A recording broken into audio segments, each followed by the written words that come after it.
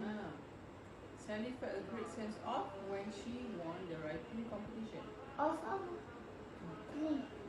Accomplishment. Ni, Mary. Baca.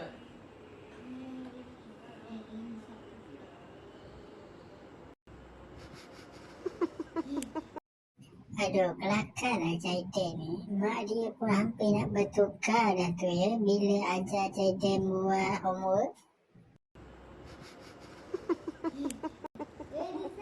Sibukkan Mary Sally. Tak kisah. Mary tu bekas ex-girlfriend baby. Bukan nak cerita pasal Mary Sally. Dia nak cerita pasal benda-benda ni yang you kena faham.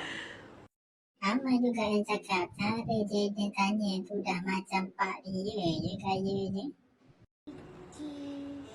Competition. Ah. Sally felt a great sense of when she won the writing competition. Of apa? Ni. Accomplishment. Ni, Mary.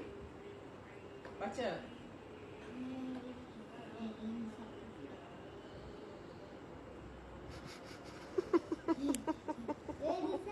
Sibukkan Mary Sally. Tak kisah.